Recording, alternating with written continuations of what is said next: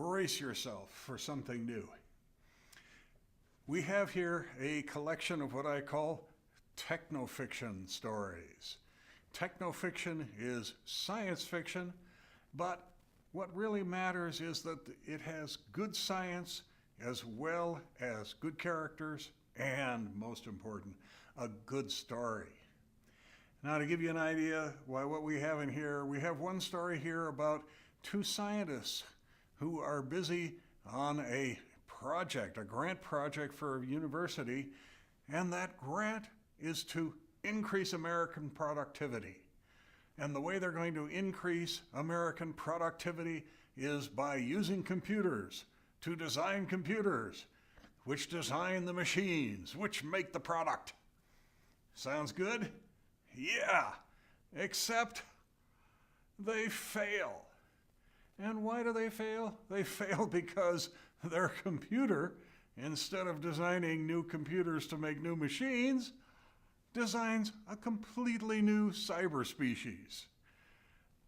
It's brand new life. And does it take humans and say, we're going to open up a chain of human burger stores? No.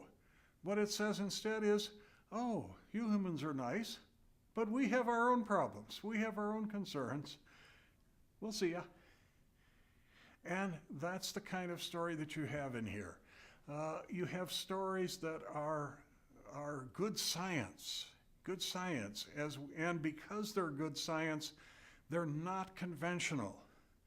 You're not going to see a lot of the same kinds of stories that you've seen in something like space opera. Now, another example we have in here, this one was inspired by watching the movie I Am Legend.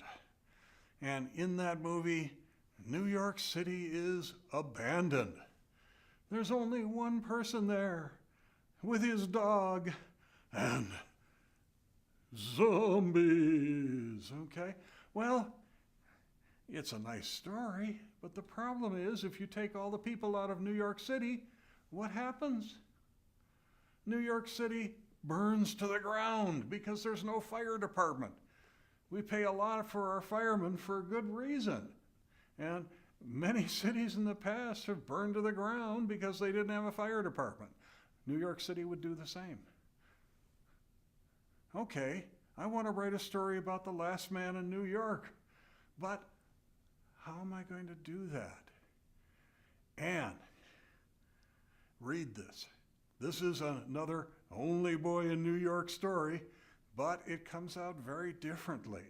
And it comes out very differently because it's technofiction. Okay? We have another story where Aladdin meets the genie. But I said, yeah, Aladdin meets the genie, but, okay, well, let's come up with a more interesting version of this. And in my version, Aladdin is a pretty smart boy. And the genie is a pretty smart genie. And they both are there for a reason. The story has internal consistency, we have good characters, and we have a good story. Okay? So that's what you're going to find in this. This is Tips for Tailoring Spacetime Fabric Volume 2. This is Stories on Earth. Now I have also written Tips for Tailoring Spacetime Fabric Volume 1, and that's Stories in Space.